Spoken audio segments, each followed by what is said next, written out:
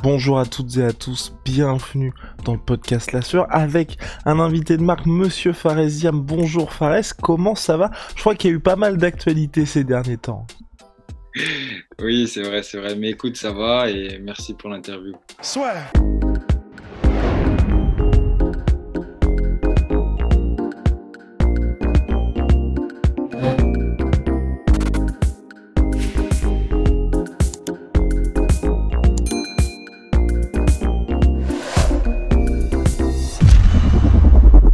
Alors raconte-nous, parce que ça y est, c'est officiel, Monsieur signe chez Dominance MMA chez Ali Abdelaziz.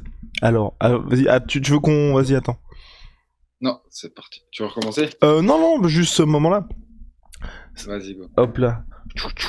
Ça y est, c'est officiel, Monsieur signe chez Dominance MMA Ali Abdelaziz. Est-ce que tu peux nous expliquer déjà les raisons de ce choix?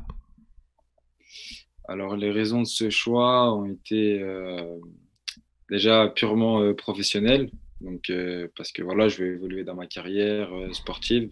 Une carrière sportive, c'est court, surtout en MMA. Et pourquoi Ali Abdelaziz? Parce que je pense au fond de moi que c'est l'un des meilleurs au monde au jour d'aujourd'hui. Donc, voilà pourquoi j'étais avec lui. Et en plus, il a accepté de me prendre et tout. Donc voilà, hein. Mais il a accepté de te prendre, mais qu'est-ce qu'il va y avoir de plus là avec Ali Abdelaziz qu'il n'y avait pas finalement avec Guillaume Pelletier à la BTT, parce que t'es entré à l'UFC avec eux. Il y a eu ce combat, malheureusement on l'a pas eu contre Terence McKinney. On va en reparler. Mais là Ok. pour toi c'est quoi l'objectif? Parce qu'aussi on te voit là, tu t'entraînes de plus en plus aux États-Unis, donc c'est peut-être aussi cette logique là qui t'a poussé à signer là-bas. C'est cette logique-là. L'UFC, déjà, c'est américain. Donc, je pense que d'être avec Ali Abdelaziz, qui est américain, qui est déjà sur place, ça peut peut-être être un plus. Et je pense que c'est un plus. Et comme tu l'as dit, voilà, moi maintenant, je m'entraîne à la Sanford MMA aux États-Unis. Je vais aller très régulièrement là-bas, peut-être même un jour vivre là-bas, je ne sais pas encore. Donc, voilà pourquoi j'ai fait ce choix-là.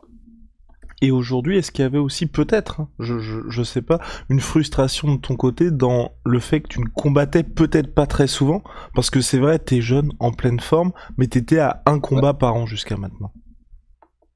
Alors, j'étais à un combat par an, mais en fait, bah, déjà, quand j'étais avec Guillaume, j'avais combattu contre Mularquet en octobre et l'UFC m'avait reproposé de recombattre en janvier. Donc, c'était 3 mois après contre Guram. Mais Guram et moi, on avait fait le choix de dire non. Donc, après, l'UFC, je pense qu'ils n'aiment pas trop quand on dit non. Ça fait qu'ils m'ont fait combattre au mois de juin. Là, je devais combattre au mois de novembre. Donc, je trouve que ça a enchaîné assez bien.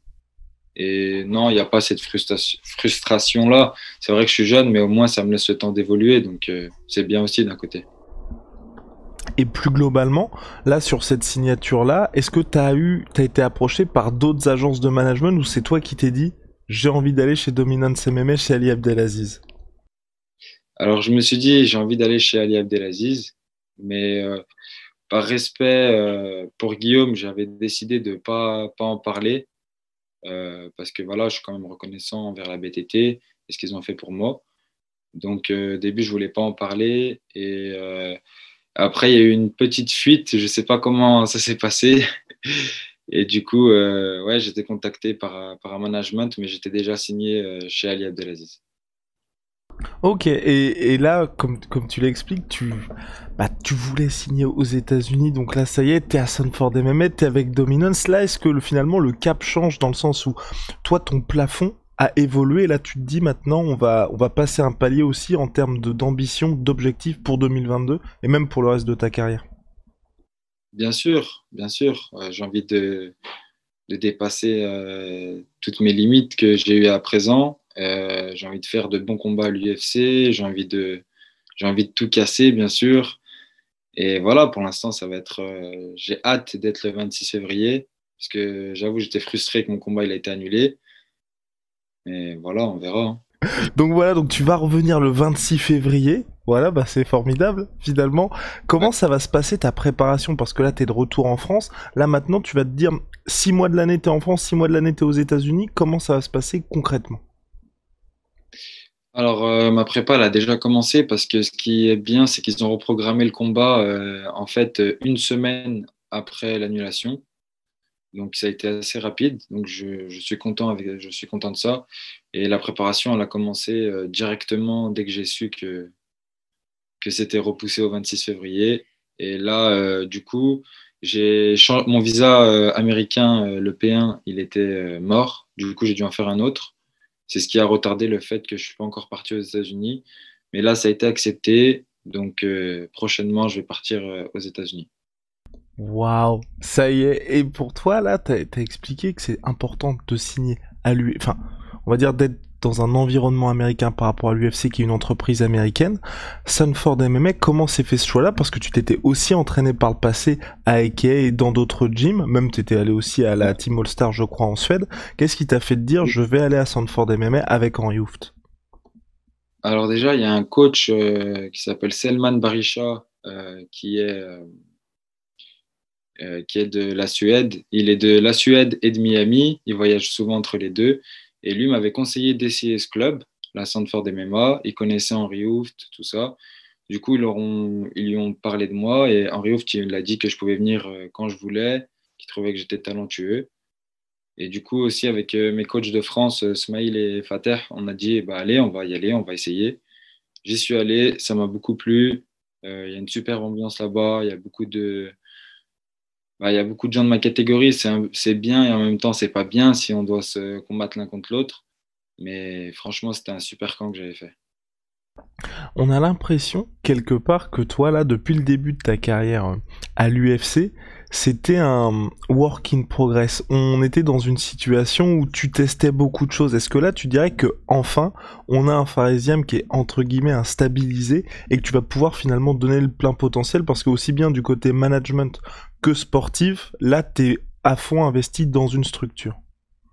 Oui, ça y est, là, je suis à fond dedans. Donc, moi, j'ai juste hâte d'être le 26 février.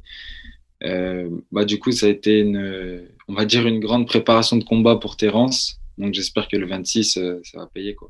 Et tu le vois comment ce combat-là? Est-ce que tu vois ça comme on en avait parlé? On avait fait même un podcast dessus, et oui monsieur, parce que franchement, on a l'impression, enfin moi en tout cas c'est comme ça que je le vois, tu vas dire comment toi tu le vois, mais que Ouais. l'UFC là, ils sont dans une situation, ils disent ça y est, on va enfin pousser Faresiam.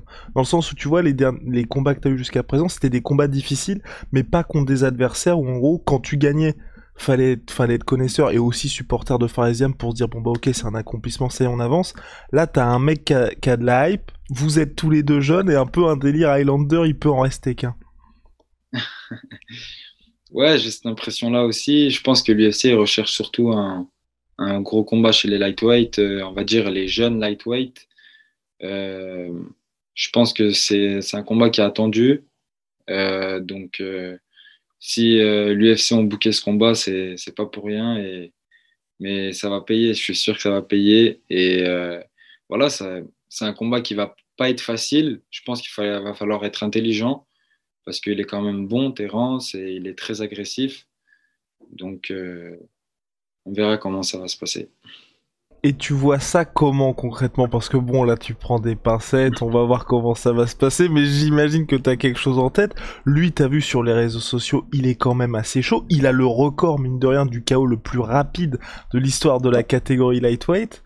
Toi, on va dire pas ton pronostic, mais idéalement, t'aimerais que ça se passe comment? Bah déjà, j'aimerais qu'il me fonce dessus au premier round. On va voir comment je vais réagir déjà, parce que j'ai beaucoup travaillé sur ça. J'ai fait beaucoup de boxe anglaise ces derniers temps avec un très grand coach qui s'appelle Faisal Omrani, qui est très connu en France. Donc, j'ai travaillé pour ça, pour régler tous mes défauts, essayer de ne pas reculer. Et je pense que lui, il va me foncer dessus. Je suis plus grand que lui. Donc, j'espère le premier round, il va se passer en ma faveur. Je vais le gagner, mais ça va être serré. Et le deuxième round, j'aimerais bien le finir au deuxième round. Et dans tes entraînements, le fait d'être à Sanford MMA, est-ce que t'entraîner avec des, je sais pas moi, combattants prestigieux, est-ce que t'as vu la différence avec ce qui se passait avant? Est-ce qu'aujourd'hui, directement, là, tu commences à récolter les dividendes de ce choix-là, d'être parti à Sanford MM? Bien sûr, bien sûr. Bah, j'ai tourné avec Raphaël Fiziev, qui est top 11 ou 10 de ma catégorie. Et c'est un gars qui était déjà super gentil. Il m'a fait progresser parce qu'il a une très, très, très bonne boxe. Et même lui a dit que au fil de la préparation, j'ai progressé. Donc ça m'a fait plaisir. Après, il y avait bien sûr Gilbert Burns. Pour le sol, c'était magnifique. Euh, voilà, même Michael Chandler, il me comparait à Charles Oliveira tout le temps. Il disait que j'avais le même physique que lui. Donc, euh, donc voilà, franchement, c'était super cool. Donc pour ça, déjà là, ça y est, on a un Pharisium qui va progresser de ce côté-là. En termes de management, est-ce qu'aujourd'hui tu as des nouvelles perspectives aussi, je sais pas moi, par exemple, du côté du sponsoring, ou est-ce que vous avez déjà peut-être commencé à parler de l'après-combat pour le 26 février?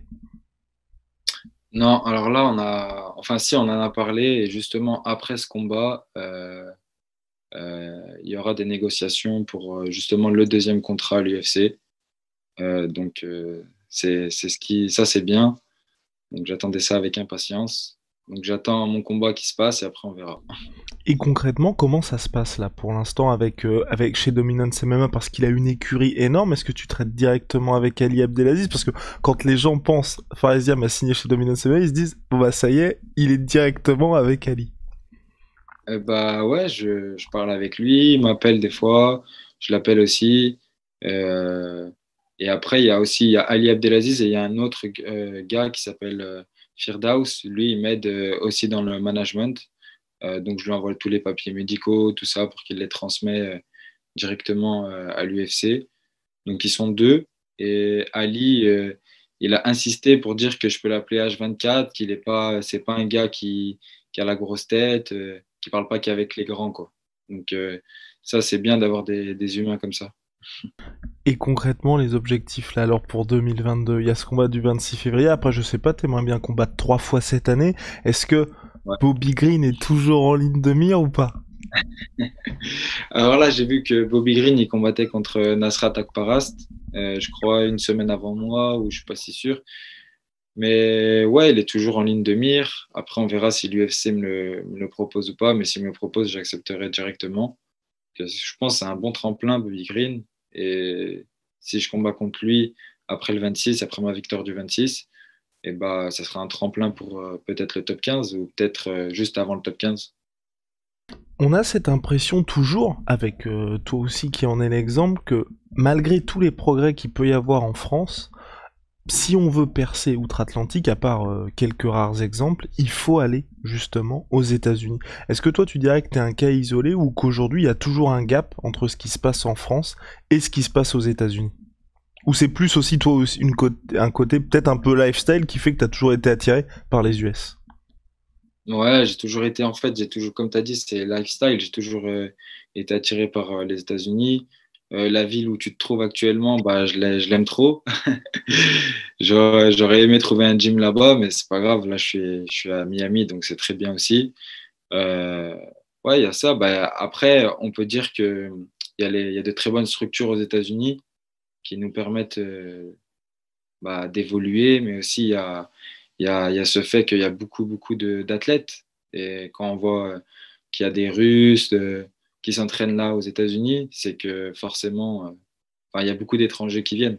Après, moi, je vois, on peut citer les exemples, hein, Manon Fiorot, Nassourdine Imavov et Cyril Gagne, ils sont en France et ils réussissent très bien leur carrière à l'UFC. Donc, ça ne veut pas dire qu'on ne peut pas réussir en France.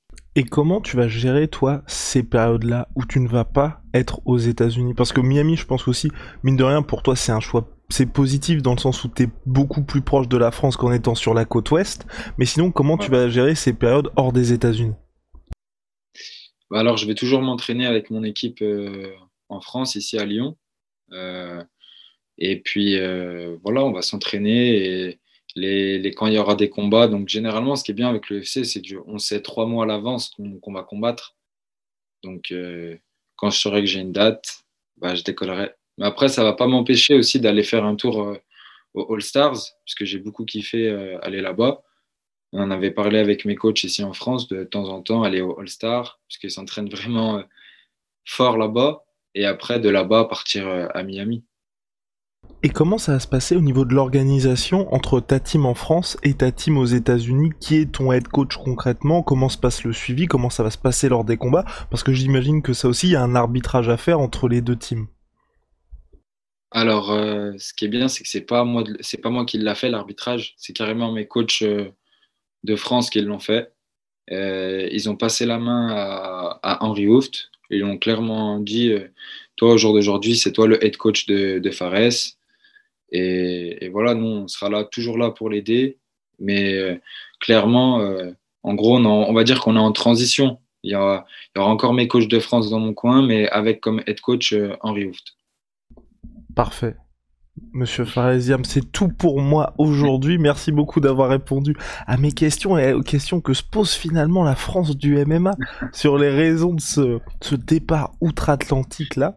Bah, bon courage pour la dernière ligne droite. Et puis le 26 février, ce sera donc à l'UFC Apex, c'est ça?